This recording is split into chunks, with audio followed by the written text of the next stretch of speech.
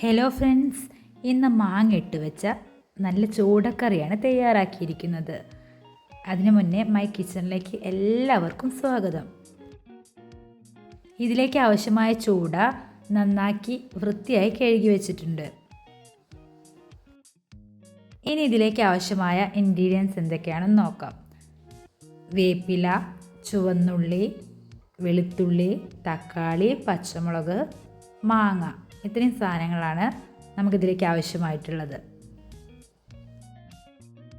ഈ കറിയിൽ നമ്മൾ പുളി ചേർക്കുന്നില്ല, കാരണം പുളിക്ക് വേണ്ടി നമ്മൾ മാങ്ങ എടുത്തിട്ടുണ്ടല്ലോ. അപ്പം മാങ്ങയും ഒരു ചെറിയ തക്കാളിയും കൂടെ എടുത്തിട്ടുണ്ട്.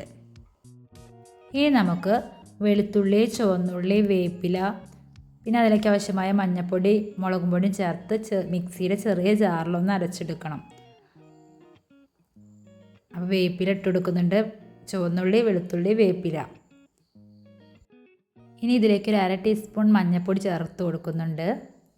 പിന്നെ നമുക്ക് മുളക് പൊടി ചേർക്കണം. ഞാനെടുത്തിരിക്കുന്നത് കാശ്മീരി ചില്ലി പൗഡറാണ്. അപ്പോൾ ഞാനിതൊരു 2 ടീസ്പൂണോളം മുളക് പൊടി ചേർത്തിട്ടുണ്ട്.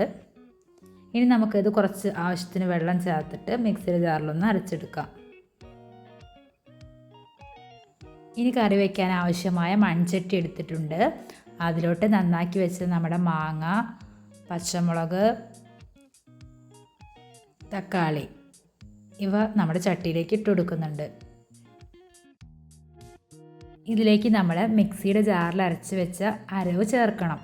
അപ്പം നമുക്ക് അരച്ച് വെച്ച അരവ് ഇതിലോട്ട് ചേർത്ത് കൊടുക്കാം. ശേഷം നമുക്ക് അതിലോട്ട് കുറച്ച് വെള്ളം ചേർത്ത് ഇതിലേക്ക് ഒഴിക്കാം. അപ്പോൾ അരവ് ഇട്ടതിന് ശേഷം കുറച്ച് വെള്ളം കൂടെ ചേർത്ത് ഇതിൽ ഒഴിച്ചിട്ടുണ്ട്. ഇനി നമുക്കിതിലോട്ട് ആവശ്യമായ ഉപ്പ് ഇട്ട് കൊടുക്കുന്നുണ്ട്. കറി വയ്ക്കുന്ന സമയത്ത് കുറച്ച് ചൂട വറക്കാനായിട്ട് മസാല പുരട്ടി വെച്ചിരിക്കുന്നതാണ് നിങ്ങൾ കാണുന്നത്. അത് ഞാൻ അപ്പുറത്തേക്ക് മാറ്റി വെച്ചിട്ടുണ്ട്. ഇനി നമുക്ക് കറിയിലേക്ക് കിടക്കാം. നമ്മുടെ ഉപ്പൊക്കെ ഇട്ടതിന് ശേഷം മാങ്ങയും പച്ചമുളകൊക്കെ പാടെ ജസ്റ്റ് ഒന്ന് ഇളക്കി കൊടുക്കാം നമുക്ക്. അപ്പോൾ കറിക്ക് ആവശ്യമായ കൂട്ട് റെഡി ആയിട്ടുണ്ട്. മാങ്ങ, തക്കാളി, പച്ചമുളക് ഇതിലേക്ക് നമ്മൾ അരച്ച് വെച്ച അരവും ചേർത്ത് കലക്കി വെച്ചിട്ടുണ്ട്. ഇനി നമുക്കത് അടുപ്പത്ത് വെക്കണം.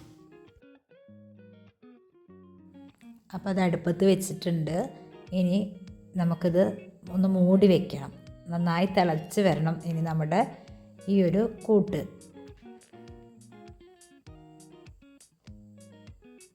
അപ്പം നമ്മൾ തീയൊക്കെ നന്നായി കത്തിച്ച് വെച്ച് കൊടുക്കുക. എന്നിട്ട് നമുക്കത് മൂടി വയ്ക്കാം. അപ്പോൾ ഇതിപ്പോൾ കുറച്ച് നേരമായിട്ടുണ്ട് വെച്ചിട്ട്. ഇനി നമുക്ക് തുറന്ന് നോക്കാം. നന്നായി തിളച്ചിട്ടുണ്ട്. ഇതിൽ കിടന്നിട്ട് ഈ മാങ്ങയുടെ പുളിയൊക്കെ ഒന്ന് നന്നായി പിടിക്കണം. അപ്പോൾ നന്നായി ഒന്ന് തിളച്ചോട്ടെ. നമുക്ക് കുറച്ച് നേരം കൂടെ ഒന്ന് മൂടി വയ്ക്കാം.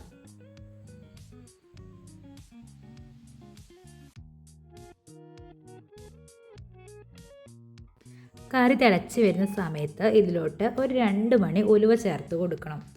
അപ്പോൾ അതിനായിട്ട് ഞാനിതാ ഒരു 2 മണി ഉലുവ എടുത്തിട്ടുണ്ട്, കറിയിലോട്ട് ഇട്ട് കൊടുക്കുന്നുണ്ട്. ഇനി അതൊന്ന് കറിയിൽ കിടന്നിട്ട് ഒന്ന് തിളയ്ക്കണം.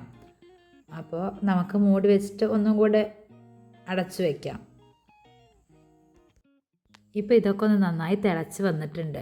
അപ്പോൾ എല്ലാം പാടെ ജസ്റ്റ് ഒന്ന് കഞ്ഞിപ്പിലാല വെച്ചിട്ട് ഒന്ന് ഇളക്കി നോക്കുന്നുണ്ട്. നമുക്ക് ഉപ്പും പാകമാണെന്ന് നോക്കാം. ഇതിൽ ഉപ്പും പുളിയും എല്ലാം പാകമായിട്ടുണ്ട്. അപ്പം നമുക്കിനി നമ്മുടെ കഴുകി വെച്ച നമ്മുടെ മീൻ ഇതിലോട്ട് ഇട്ട് കൊടുക്കാം. അപ്പോൾ ചൂടമീൻ ഞാൻ അതിനായിട്ട് എടുത്തിട്ടുണ്ട്. ഇനി നമുക്ക് ഇതിലോട്ട് ഇട്ട് കൊടുക്കാം.